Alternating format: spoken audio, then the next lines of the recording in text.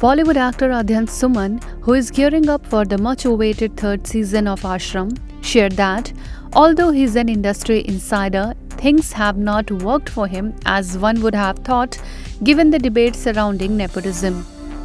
He maintained that the ultimate power lies with the audience and no amount of money spent on publicity or campaigns can really shape the career of an actor or an actress if the audience is not willing to see them and their work.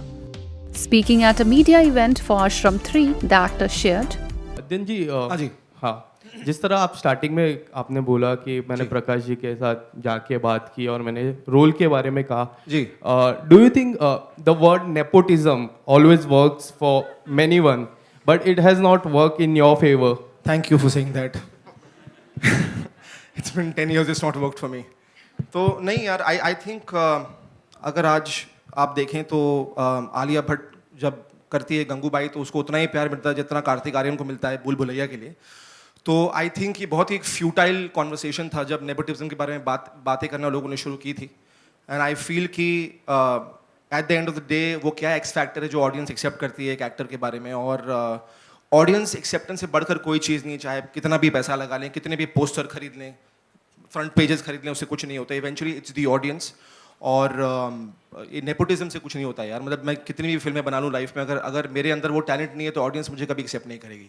तो जब मैं आश्रम में आया और 10 साल की मेरी भी एक मेहनत रही है लाइफ में, स्ट्रगल रही है लाइफ में, जो शायद अभी बात नहीं करूँगा मैं इसके बारे में, but at the end of the day मैंने काम किया और एकदम जिस चीज़ से मैंने, बिकॉज मैं इतना हार चुका था लाइफ में, मैंने एक्सपेक्ट करना छोड़ दिया था। और जैसे ही मैंने एक्सपेक्ट करना छोड़ा और जब आश्रम आई तो अगले दिन से क्या हुआ इंडस्ट्री में और क्या हुआ, I can't tell you honestly, it was just unbelievable. So ये नेपोटिज्म से बॉस कुछ नहीं होता। Adhyan, who is playing a pivotal role of Tinka Singh in the web series, when asked, did he turn up to any Baba or Pandit when he was not getting any work in the industry? On this, he said, आप किसी भी field से हो, I think human beings in itself are very insecure. और मैं झूठ नहीं बोलूँगा, अगर आज मैं कोई रिंग्स भी पहन रहा हूँ तो I eventually realise in the power of energies and nothing else. And of course मैं इनसिक्योर था, और मैं भी पंडित जी और बाबा जी और मेरी कुंडली देख लीजिए, मेरा क्या होगा कुछ नहीं हो रहा। बट इवेंचुअली आई रियलाइज कि जो आपकी किस्मत में लिखा है वो आपसे कोई छीन नहीं सकता, आपकी मेहनत ही सब कुछ है, जो मेरे फादर ने मुझे हमेशा सिखाया। तो ये सेट कि ठीक है, ये सारी चीज़ें आप जाते हैं कंसल्ट करते हैं एक दो बार, but eventually it's something that you just never give up. और मेरे साथ भी आई थिंक यही हुआ कि जब भी मैं बाबाओं के पास गया और मैंने पूछा, सब कहते थे अरे इस डेट पे ये होने वाला होता, कब कुछ नहीं था लाइफ में। तो जब मैंने पूछना छोड़ दिया लाइफ में और ज़्यादा मेहनत करनी शुरू की, उसके बाद चीज़ें बदलनी शुरू हुई। मैंने तो तुम्हें कहा था, तुम हुआ भी। हाँ बिल्कुल।